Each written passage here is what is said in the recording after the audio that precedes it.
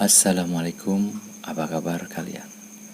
Kali ini saya akan membahas film lawas rilisan tahun 1980 yang disutradarai Maman Firmansyah, cerita ditulis oleh Subagio Samtani dan diskenarioi oleh Hasmanan, yang berjudul Anak-anak Tak Beribu, yang diperankan oleh Santi Sardi sebagai Mimi, Lukman Sardi sebagai Memet, dan Ajeng Tirani Sardi sebagai Ayu. Akting epik dari tiga bersaudara ini berhasil menguras air mata bagi siapa saja yang menontonnya.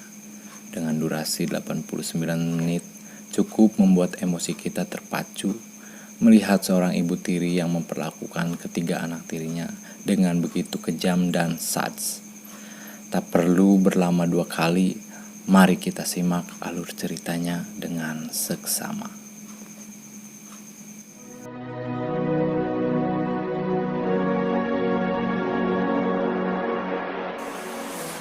Film ini dibuka dengan memperlihatkan seorang ibu yang sedang marah-marah melihat seisi rumahnya masih dalam keadaan berantakan. Kompor yang belum dimatikan sehabis dipakai, Mimi yang mencuci baju kesiangan, Memet yang membeli minyak belum juga datang, dan Ayu yang sedang sakit belum juga dibawa ke dokter. Dia adalah Tina, perempuan yang menikahi duda beranak 3 dan menjadi ibu tiri untuk Mimi, Memet, dan Ayu. Tak selang berapa lama, Memet pun pulang dari membeli minyak. Sesampainya di rumah, Memet dimarahi karena dirasa lama menurut Tina. Lalu saat hendak menaruh botol yang berisi minyak, Memet tak sengaja menjatuhkan sehingga botol itu pecah. Sontak melihat itu, sang ibu tiri kembali memarahi Memet habis-habisan. Keesokan hari, sang ayah Akbar yang sedang bekerja tiba-tiba penyakitnya kambuh.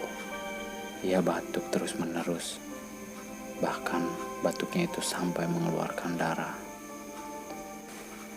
Sepulang bekerja, Akbar pun memeriksakan penyakit yang telah lama dideritanya itu. Di sisi lain, Tina yang berprofesi sebagai penjahit meminta tolong temannya Dodi untuk mencarikan mesin jahit untuknya. Di sela percakapan, Dodi menanyakan kebenaran kabar tentang Tina yang berniat menjual rumah sang suami yang ia dengar dari anaknya Mimi. Namun Tina menyangkal sang suamilah yang berniat ingin menjualnya. Kemudian sepulang Dodi, Tina memanggil Mimi dan langsung memaki Mimi lantaran kesal seolah Mimi memutarbalikkan fakta. Dengan brutal dan penuh emosi, Tina memukuli Mimi. Sang adik Memet yang melihat kejadian itu, yang berusaha menolong Mimi pun ikut dipukuli dengan membabi buta oleh sang ibu tiri. Keesokan hari, seperti biasa, Tina pergi bekerja, sedangkan Akbar di rumah tidak bekerja dikarenakan penyakitnya yang semakin parah. Saat Akbar sedang memandangi foto almarhum istrinya, penyakitnya kambuh, mengakibatkan Akbar jatuh ambruk. Darah segar terus menetes dari mulutnya. Hanya ada Ayu di rumah. Ayu pun meminta tolong Po Indun tetangganya untuk melihat kondisi ayahnya. Kemudian Po Indun menyuruh anaknya untuk menjemput Mimi dan Memet dari sekolah. Sesampainya di rumah, Mimi dan Memet mendapati ayahnya sudah terbujur kaku tak bernyawa. Mereka berdua menangis sejadi-jadinya, terus-menerus memanggil ayahnya. Tina yang pulang dari bekerja pun syok melihat sang suami yang sudah tak bernyawa. Ia pun menangis tak kuasa menahan kesedihan. Tatapan Mimi kosong membayangkan bagaimana kehidupan mereka setelah kepergian ayahnya bersama ibu tiri yang galak dan kejam. Memet, sih main-main melulu ya, bukannya belajar. Hah? Isi sampai penuh. Awas kalau gosong lagi. Kecil-kecil sih, bukannya bantuin ibu. Singkat cerita, setelah kematian sang ayah, mereka bertiga pergi dari rumah untuk mencari kerabat ibu kandung mereka. Tanpa alamat yang jelas, mereka menyusuri jalan bertanya ke sana kemari, namun tak ada satupun orang yang tahu. Dan itu membuat Mehmet kesal.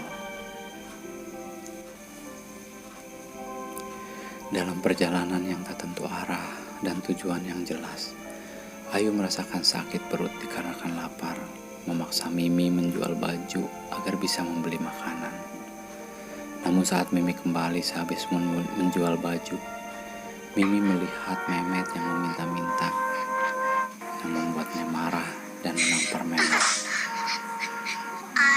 Mereka berdua pun kemudian makan dari hasil menjual baju.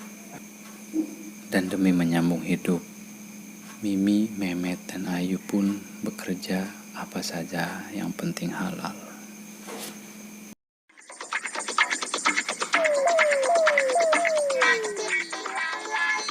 Ayo, ayo, ayo, ayo, kita kerja gembira. Jangan lupa di masa muda. Malam pun tiba, hujan deras yang turun memaksa mereka berteduh dan bermalam di emperan toko. Sedangkan jauh di rumah sana, Tina, sang ibu tiri yang kejam, menyesali atas semua perlakuannya terhadap ketiga anak tirinya dulu. Pagi yang cerah, Mehmet dan Ayu tak sengaja melihat orang yang sedang memainkan alat musik, dan itu cukup menghibur buat mereka.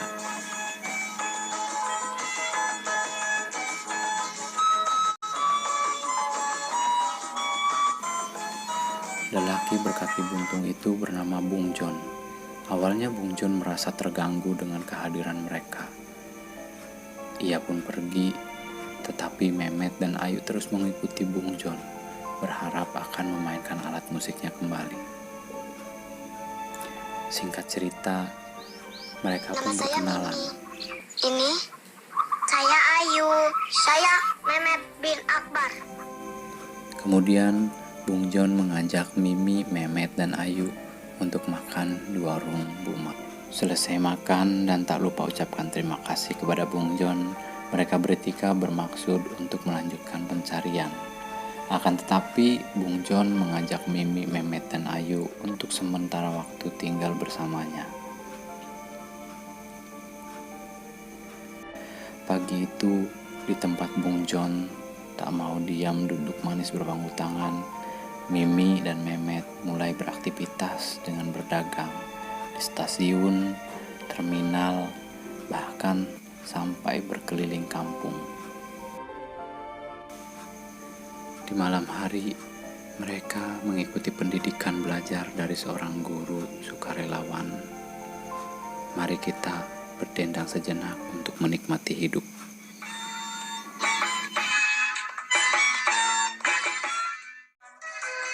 Biarpun hidup kita susah, hati harus gembira.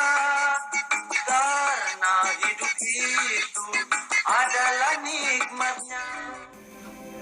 Dalam hidup miskin sekalipun masih ada orang yang tega mengambil keuntungan, seperti Mang Soha dan Mang Maun, preman kere yang setiap hari kerjanya malakin orang-orang di kampung Rongsok.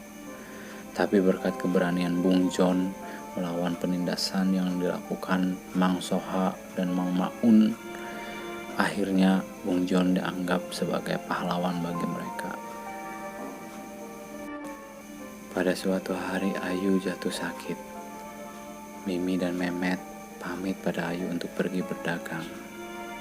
Saat menjajakan dagangannya di dalam kereta, tanpa ia sadari, kereta itu berangkat dan Mehmet pun terbawa. Mimi yang mencoba mengejarnya tak bisa berbuat apa-apa, hanya bisa menangis menyaksikan Mehmet yang mulai menjauh. Di dalam kereta, Mehmet menangis dan meminta tolong kepada orang-orang agar kereta dihentikan. Keesokan hari, Bung John dan Mimi yang menunggu kepulangan Mehmet di stasiun, namun Mehmet tak kunjung datang. Mehmet yang nyasar dalam mencari arah jalan pulang, tak sengaja melihat orang kaya, sebut saja Pak Bagio, yang dompetnya terjatuh saat turun dari mobil. Mehmet pun mengambil dompet itu dan mengembalikannya. Saat Pak Bagio akan memberikan imbalan kepada Mehmet, namun Mehmet menolaknya dengan alasan ia harus bekerja dahulu untuk mendapatkan uang. Tak ada peralatan, Mehmet pun menyemir sepatu Pak Bagio dengan menggunakan bajunya. Selesai menyemir, Mehmet pun menerima uang itu yang tak sengaja disaksikan oleh dua bocil penyemir sepatu di tempat itu. Lalu mereka mengejar Mehmet dan meminta Mehmet menyerahkan uangnya. Karena tak terima, Mehmet menyemir di lapaknya yang mengakibatkan perkelahian di antara mereka pun tak terelakkan. Untungnya Pak Bagio melihat kejadian itu dan meminta supirnya untuk melerai mereka. Lalu Mehmet pun diajak ke rumahnya Pak Bagio. Di rumah Bung John, Ayu yang merindukan Mehmet, kesehatannya makin hari makin memburuk. Ayu tak mau makan, Ayu juga terus-terusan memanggil nama Mehmet. Singkat cerita, Mehmet pun pulang diantar oleh supir Pak Bagio. Sesampai di rumah Bung John, Mehmet langsung menemui Ayu yang berbaring lemah di tempat tidur. Dan tak lupa, Mehmet membawa hadiah boneka buat Ayu. Kepulangan Mehmet perlahan membuat kesehatan Ayu mulai membaik.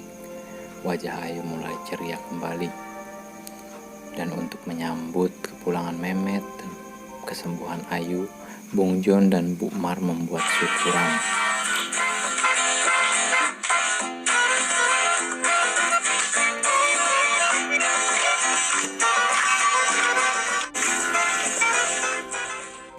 Di tengah acara berlangsung, Ayu pergi dan masuk ke rumah, lalu memandangi semua bonekanya.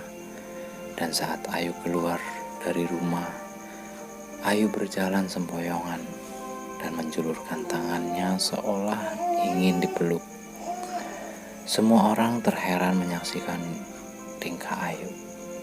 Saat Mehmet datang menghampiri Ayu dan memeluknya, Ayu jatuh pingsan yang membuat Mehmet histeris. Namun Ayu sempat sadar dengan tatapan kosong memandang Mimi dan Mehmet. Ayu menutup mata untuk selamanya. Film pun selesai. Ayu.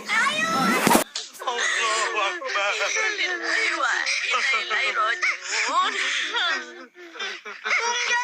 Selamat jalan adikku sayang. Dan tolong sampaikan kepadanya derita apa lagi yang harus kami hadapi akan kami terima dengan tabah dan kepasrahan yang tulus. Innalillahi wa inna ilaihi raji'un. Pesan dari film ini mengajarkan kita harus banyak-banyak bersyukur dengan kehidupan yang kita jalani, meski kadang tak seperti yang kita inginkan. Karena masih banyak di luar sana orang yang jauh lebih menderita. Bisa jadi kehidupan yang kita jalani sekarang adalah kehidupan yang orang lain inginkan. Mari belajar menerima dari kekurangan apapun yang ada di dalam kehidupan kita. Jika ingin bahagia, sehat dan berumur panjang, sikap positif akan terpancar dari senyum kita yang penuh keikhlasan. Bukan bahagia yang membuat kita bersyukur, tetapi dengan bersyukurlah yang akan menjadikan hidup kita bahagia. Thanks for watching. God bless you.